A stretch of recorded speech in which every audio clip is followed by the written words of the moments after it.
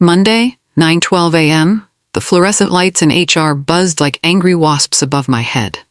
David sat across from me, his face twisted into what he probably thought looked like sympathy. His fingers drummed against the polished conference table while the HR director pulled up a video file on her laptop. "We received an anonymous tip," she said, turning the screen toward me. "We need you to watch this." My stomach dropped as she pressed play. On the screen was my face. My exact face, sitting in what looked like my apartment. The voice coming from my mouth was mine too, calm and confident as it detailed how I had been siphoning funds from client accounts for months. "I've been moving small amounts," the fake me explained with a smirk. "Nobody notices when it's under 5,000. The room felt like it was spinning. I gripped the edge of the table until my knuckles went white. "That is not my voice," I said, but even as the words left my mouth, I knew how crazy they sounded. The video was slick, professional, cruel. But then I saw it, a tiny glitch in one frame where my left earring jumped to my right ear. "We're notifying authorities today," the HR director said, sliding a suspension letter toward me. "Hand over your badge." The security guard deactivated my key card with a loud beep that echoed through the lobby. Every colleague in sight suddenly found the carpet fascinating, their eyes glued to the floor as I stood there like a criminal. The familiar weight of my company badge felt foreign in my palm as I handed it over. David leaned in close, his breath smelling like stale coffee. "You could have told me if you needed money," he whispered. "We could have worked something out." My phone buzzed, then again, and again. The company-wide email had just gone out with the video attached, labeled as an anonymous tip from a concerned employee. Slack channels erupted with shocked face emojis and righteous anger directed at me. Another email notification popped up on my screen. Sponsorship review initiated. My work visa, the legal document that let me breathe in this country, was suddenly hanging by a thread. 5 years of building my career, and it could all disappear because of a video that wasn't even real. I walked through the glass doors for what might be the last time. In their reflection, I caught a glimpse of someone I almost didn't recognize, me, but without my key to return. My phone lit up with an unknown number. "We spoke 2 weeks ago. Want to talk again?" Back in my tiny apartment, I scrolled through my DMs with shaking fingers. 2 weeks ago, a stranger calling himself a video editor had reached out asking for voice samples for what he claimed was a corporate training film. Something about his message had felt wrong, like a door that didn't quite fit its frame. I had recorded our call, a habit I'd developed after growing up in a family that taught me to document everything. Paranoia dressed as prudence, my father used to say. Now I played that recording back, listening for clues I'd missed. In his nervous chuckle, I heard words that made my blood freeze: face swap technology, and clone your vocal cadence. He'd been fishing for material to build a fake version of me.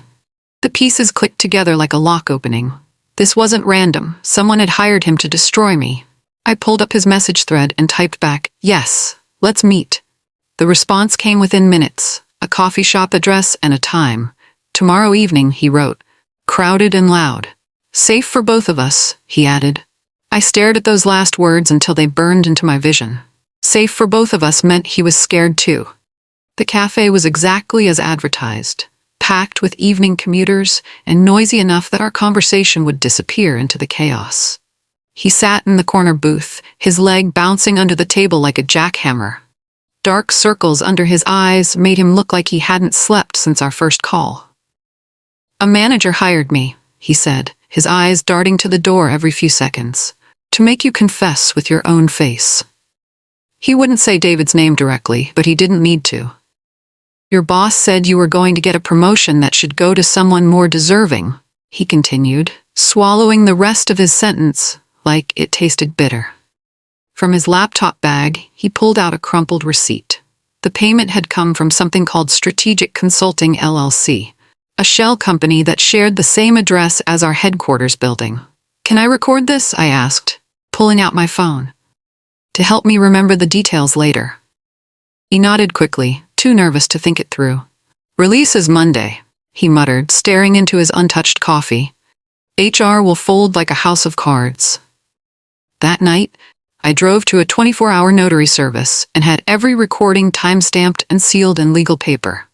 The elderly notary asked no questions, just stamped and signed while I exported file hashes and printed the shell company receipt. I made 2 encrypted backup drives and stored them in different locations, one in my apartment safe, one in a safety deposit box across town. Years of watching my immigrant parents prepare for the worst had taught me that paper beats rumor every time. Timestamps beat, he said, she said. My hands were steady as I organized everything into a manila folder, but inside I was terrified. I was one woman with some recordings going up against a company that employed 300 people. David had power, connections, and a legal department that could crush me. But I also had the truth, and I had proof. I slept with the folder under my pillow that night, like a strange, heavy lullaby that promised tomorrow might be different. My phone buzzed at midnight with an email from HR. Formal investigatory interview scheduled for Wednesday 10 a.m. Police representative will attend. The real fight was about to begin. Wednesday morning, I sat in a sterile office watching a forensics analyst study the viral video frame by frame. His name was Marcus, and he had the kind of tired eyes that came from staring at computer screens all day, hunting for digital lies. See this? He pointed at the corner of the screen where my mouth moved slightly out of sync with the words. And here, the room reverb repeats like a rubber stamp. Natural speech doesn't echo like that. He zoomed in on a section of the video timeline. Someone tried to polish this, but technology always leaves fingerprints. There's a project path fragment embedded in the file metadata. Very sloppy work. For the first time since Monday, I felt solid ground under my feet. The video that had looked so convincing to human eyes was full of tells that machines could spot. I'll have a preliminary report ready by Friday, Marcus promised, burning a copy of his analysis to a secure drive. Just as I was leaving his office, my phone buzzed with a Slack notification. David had posted in the company-wide channel, "Integrity matters in everything we do.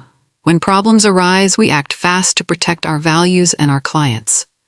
I screenshotted the message and added it to my growing evidence file. The immigration attorney's office smelled like leather and anxiety. Behind his massive desk, Attorney Williams explained how quickly my world could collapse if my visa sponsorship was pulled. The company had broad discretionary power to end my legal status in the United States. If they terminate the sponsorship, you have a grace period measured in days, not months, he said, sliding a business card across the desk. I've reached out to Morrison Tech. They've been watching your work, and they're interested. Morrison Tech was our biggest competitor. The idea of jumping ship felt like betrayal, but staying loyal to a company that was framing me felt like suicide. We need 2 paths forward, Williams continued. Justice through the legal system, and a bridge to keep you in the country while we fight. Morrison can file an emergency petition if needed. I nodded, my throat feeling like I'd swallowed metal shavings. Everything I'd built in this country, my career, my life, my future, hung in the balance of decisions being made in boardrooms I'd never see. My phone rang as I left his office. The caller ID showed a number I didn't recognize. Detective Alvarez, a crisp voice said. Can you come in Friday morning? Thursday evening, I met Priya in the shadowed corner of our office parking garage. She worked in compliance and had a reputation for quiet, surgical precision when it came to catching rule breakers. More importantly, she hated bullies with the kind of passion that burned steady and cold. I can't leak information, she said, glancing around to make sure we were alone. But I can tell you what public records you can legally request. She whispered the exact phrases that would trigger mandatory data preservation. The legal magic words that would freeze server logs and email records before anyone could delete them. Server access logs from 3 nights ago show unusual activity around 2:03 a.m., she added. Someone was uploading large files to a shared drive. It felt like she'd handed me a compass in a dark forest. I finally had a direction to walk. File your request first thing tomorrow, she advised. Use these exact words. I memorized every syllable she gave me. Within an hour of submitting my formal request the next morning, IT confirmed they'd placed a legal hold on all relevant systems. Whatever evidence existed was now preserved in digital amber. The trap was beginning to turn. At midnight, hunched over my laptop with coffee growing cold beside me, I found it.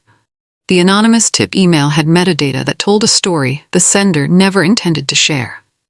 Public link analytics showed the video had first been opened by a device registered to D. Keller, David's username, minutes before the tip email blasted out to the entire company. MAC addresses don't lie. They don't gossip or forget. They just testify in strings of letters and numbers that couldn't be explained away. I printed the email headers and technical logs, each page feeling like a piece of armor.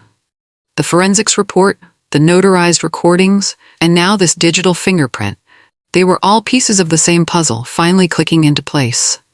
For the first time in days, air returned to my lungs in small, stubborn sips. I wasn't crazy. I wasn't paranoid. I was right, and I could prove it. My phone buzzed with another email from HR. The subject line made my blood pressure spike. Friday interview preparation. Inside was a script with suggested questions and a highlighted section that made my hands shake. Do you admit the voice in the video is yours? They wanted me to confess to something I didn't do, using my own voice as evidence against me. Friday morning, I sat in the sterile conference room with my attorney beside me like a shield. Detective Alvarez joined by video call, his face serious and unreadable on the laptop screen. David was notably absent, out of office on urgent business, according to HR. When they played the video again, I watched their faces instead of the screen. The forensics report had armed me with knowledge that turned their confident accusations into question marks. Do you admit the voice is yours? The HR director asked, reading from her script. I declined to affirm that, I replied carefully. My attorney handed over Marcus's preliminary forensics analysis and my notarized recording of the freelancer's confession. Detective Alvarez leaned forward on the screen. We'll need to examine devices and payment trails related to this alleged fraud. The room's temperature seemed to drop several degrees. HR slid a resignation form across the table. To protect your record, they suggested with fake concern. It would be the cleanest solution for everyone. I looked at the form for a long moment, then slid it back unsigned. I'm not resigning, I said, because I didn't do anything wrong. That afternoon, I sat in Morrison Tech's glass conference room, looking out at a view that had once belonged to my competitors. The contrast was stark. Where my old company felt like a pressure cooker, this place hummed with quiet confidence. We know your work, said their CTO, reviewing my portfolio. The client retention algorithms, the fraud detection system, we've been watching your contributions for months. No office gossip about the video. No suspicious glances, just professionals who evaluated talent based on results, not viral scandals. They offered me a senior analyst position with a 20% salary increase, conditional on successfully transferring my visa sponsorship. More importantly, they agreed to file the emergency petition immediately. We see the storm around you, the CTO said. We also see how you're handling it. That tells us everything we need to know about your character. I held the offer letter in my hands and felt the balance of gravity shift. For the first time in a week, I had options that didn't involve running or hiding. My phone buzzed with an email from a tech journalist. Following up on deepfake scandal inquiry, sources point to your department. Available for comment? The story was going public whether I wanted it to or not. Saturday afternoon, the freelancer sat across from me at a cramped table in a co-working space, his hands trembling around a paper coffee cup. Dark stubble covered his jaw, and his clothes looked like he'd slept in them. I didn't think it would go this far, he said, voice barely above a whisper.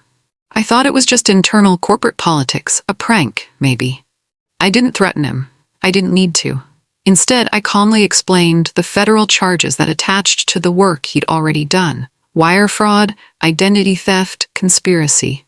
His face went white as printer paper. From his backpack, he pulled out a USB drive. Everything's here. Project files, chat logs, payment records. I saved it all. The drive contained folders labeled Confession V12 Final, with notes tagged DK, David's initials. One comment from David read, "Make her sound tired but smug, like she's been getting away with it for months." I didn't flinch as I copied the files to my own secure drive. There's a Signal chat too, he added quietly. He thought the messages would auto-delete. They didn't. Another piece of the puzzle clicked into place.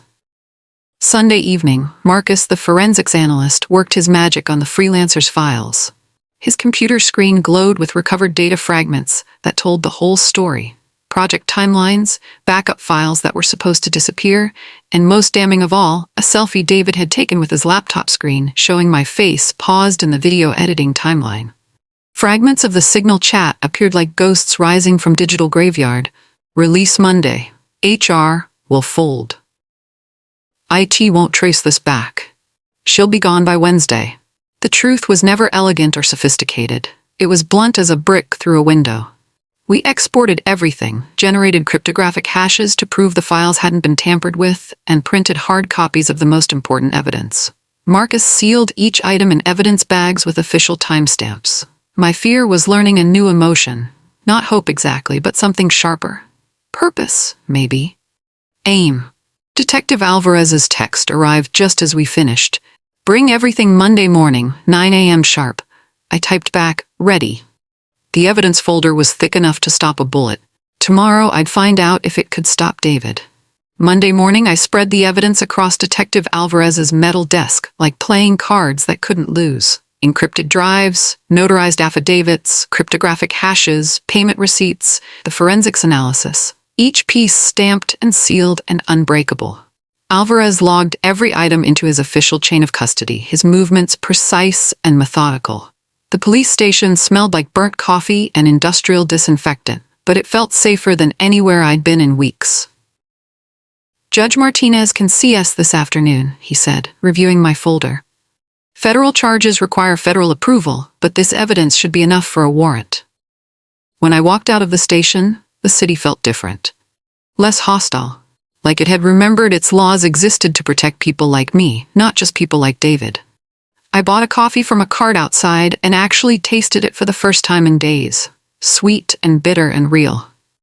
My phone buzzed with an email that made my stomach drop. Let's meet. Quietly, we can fix this, David. He was still playing games, still thinking he could control the narrative.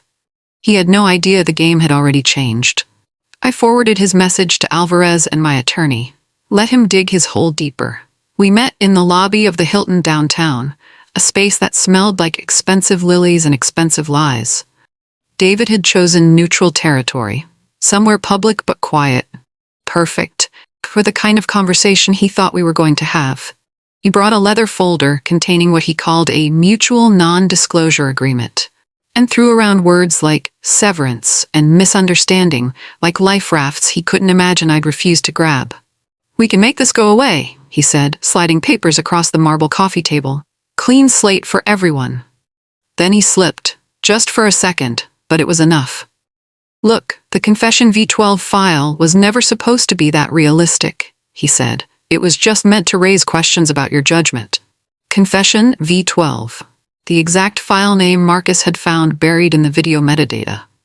My attorney closed his folder and sent a text to Detective Alvarez summarizing David's words. The lilies in the vase beside us smelled like victory left in water too long. We'll be in touch, my attorney said, and we walked away. At dawn the next morning, a search warrant would visit our headquarters. Tuesday, 6:47 a.m., I watched from the parking lot across the street as police cars arrived at our office building. Through the glass windows, I could see officers imaging David's desktop computer and removing a small portable SSD from his desk drawer. IT had frozen his system access mid-keystroke, locking him out of every company system, while investigators preserved the evidence. The SSD contained the original project files, temporary render files, and a voice model trained on my speech patterns and labeled with my initials. Inside a company that hung posters about ethics and integrity in every hallway, a hidden hard drive spelled out something entirely different. My phone buzzed with a one-line email from Detective Alvarez. This just got bigger. By noon, HR had sent a company-wide memo about malicious rumors that harm innocent colleagues and the importance of supporting each other during difficult times. Reading between the lines, I knew who they meant by innocent colleagues. The irony was perfect. David had weaponized the company's communication system to destroy me, and now that same system was being used to protect him. But protection only worked if you weren't already caught. I requested an emergency call with the general counsel and a board member, speaking in facts instead of emotions. I listed the illegal acts, the evidence secured, the law enforcement contact information. I told them I was prepared to resign for cause and advised them to protect their people and their stock price. The silence stretched so long I thought the call had dropped. Finally, the general counsel cleared her throat. "We need 24 hours to assess the situation," she said. I could hear their breathing through the conference room speaker, the weight of legal liabilities settling on their shoulders like snow. 24 hours, I agreed. The tech journalist who had been following the story reached out again. "We have internal names and documentation. This is your last chance to provide comment before we publish." The story was going public with or without my cooperation. Better to shape the narrative than let it shape me. I drafted a careful statement and sent it to my attorney for review. The truth was going to come out. I wanted to make sure it came out correctly. At 7:01 p.m., I sent my resignation email, clean, professional, and devastating. The subject line read, "Resignation for cause, effective immediately." I attached selected exhibits from my evidence file and copied Detective Alvarez and my attorney on every word. I also attached Morrison Tech's offer letter. No secrets, no behind-the-scenes deals. If my current company couldn't protect me from their own manager's crimes, I would find one that could. My work visa couldn't be held hostage by a company that couldn't hold its spine straight. 10 minutes after I hit send, David was placed on administrative leave, pending the outcome of ongoing investigations. The company's carefully worded announcement didn't mention the criminal charges or the search warrant, but it didn't need to. I sat on my apartment floor and exhaled like I'd been underwater for a week. The worst was behind me. Whatever came next, I would face it with clean hands and clear conscience. A headline preview appeared in my newsfeed: "Employee exposes deepfake plot days before promotion." The story was about to become public. Wednesday morning, the article went live across multiple tech news sites. My name was blurred out, but the laptop screenshots and timeline weren't. Comments flooded in from people sharing their own stories of bosses who had bent the truth until it shattered. My mother called from our home country, crying relief and rage in our native language. She had taught me to document everything, to prepare for the worst, to never trust that fairness would arrive on its own. "You fought like we taught you," she said through tears, "with paper and patience." I sat on my kitchen floor with the phone pressed to my cheek, letting her prayers stitch something inside me that had been torn for days. Her voice carried the strength of generations of women who had survived by being smarter than their enemies. My attorney called with an update. "Morrison Tech is ready to file your emergency sponsorship petition today. We can end the immigration clock before it runs out." For the first time since Monday morning, I smiled a real smile. The bridge to my future was finally being built. We filed the emergency visa petition with Morrison Tech at 2:17 p.m., watching the electronic confirmation appear on the government website like a digital lifeline. The status changed from pending to received, with a case number that meant I could stay, work, and breathe legally while the investigation continued. I bought myself a small chocolate cake from the grocery store and wrote "Still Here" in shaky frosting letters. The world had not ended because one liar had pushed upload on a deepfake video. I cut 2 slices and ate them both, tasting sweetness and survival in equal measure. My phone buzzed with updates from the news story. Tech industry leaders were commenting about the dangers of AI manipulation. Several companies announced new policies about deepfake detection and employee protection. David's name was trending on Twitter, and none of the attention was good. Detective Alvarez sent a brief text: "Charges likely to include cyber fraud, falsification of evidence, and criminal harassment. DA reviewing for federal referral." The legal machine was turning now, grinding toward justice, with the weight of evidence and federal law behind it. I was no longer fighting alone. Back at the police station, I sat across from Detective Alvarez as he prepared to play my recordings for the prosecutor. The early, awkward call where the freelancer had baited himself with technical jargon he didn't understand. Then the cafe recording, his voice clear and frightened as he confessed to the setup. I slid the official transcripts across the table, each page notarized and time-stamped, a paper trail that couldn't be explained away or dismissed.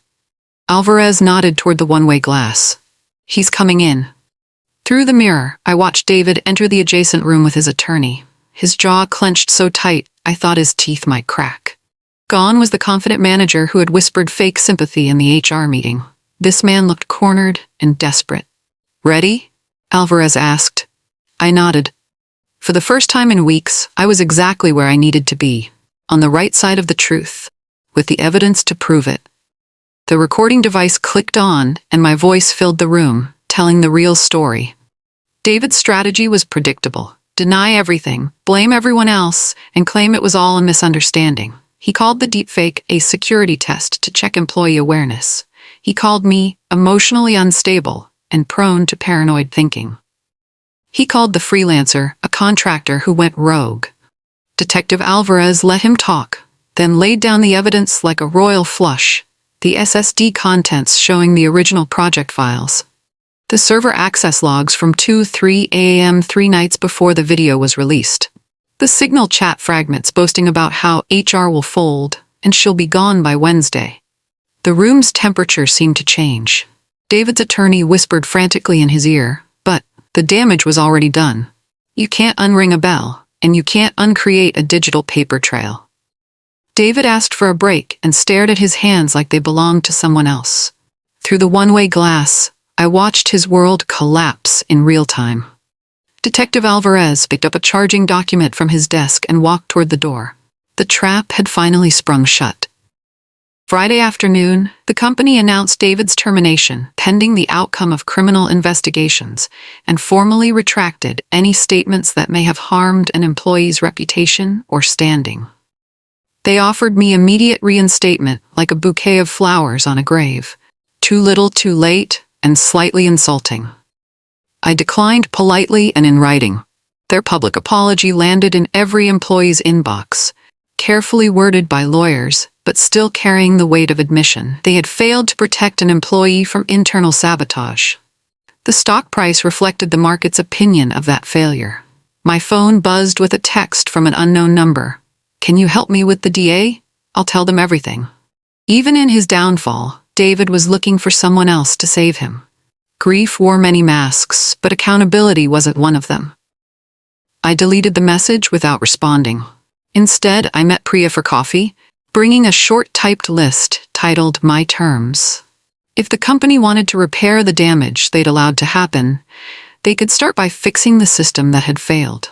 Justice wasn't just about punishment. It was about making sure this couldn't happen to the next person. My terms were simple and non-negotiable. A written apology to all staff, acknowledging what had happened and confirming my innocence. A donation from David's seized shell company funds to an immigrant legal defense nonprofit. Mandatory training for all managers on AI evidence, digital consent, and employee protection. The General Counsel agreed to everything without argument. They understood that legal settlements were cheaper than federal investigations, and public cooperation was better than public relations disasters. The apology landed in everyone's company inbox within hours, followed by the nonprofit donation receipt. I printed both documents and filed them in my folder labeled Kept. For the first time since this started, I felt like the company understood the gravity of what had happened. Not because they suddenly grew consciences, but because the legal and financial consequences had focused their attention wonderfully. My phone chimed with a new email notification. The subject line made me smile. Welcome to Morrison Tech. Start Monday at 9 a.m. A new chapter was about to begin, one that I would write myself from the very first page. Monday morning, 8:58 a.m., I badged into Morrison Tech's offices with a keycard that worked on the first try. The lobby smelled like fresh coffee and new possibilities instead of fear and whispered conversations. A framed printout waited on my new desk. The news headline that had once made me shake with anxiety now made me stand straighter. Employee exposes deepfake plot, sparks industry-wide AI ethics review. I texted Detective Alvarez, "Thank you for everything. I'm okay now." His reply came quickly. "Case proceeding to federal court. You did good." Through my new office window, I could see my old building across the downtown district, From this distance, it looked smaller somehow, less intimidating. Just another glass tower where people worked and made mistakes and hopefully learned to do better. My new teammates waved at me like I belonged here, like my skills and experience were valued instead of feared. The elevator doors closed behind a group of colleagues discussing a project they wanted my input on. For the first time in weeks, I breathed a future that I had written myself, with my own hands and my own voice. The real ones this time.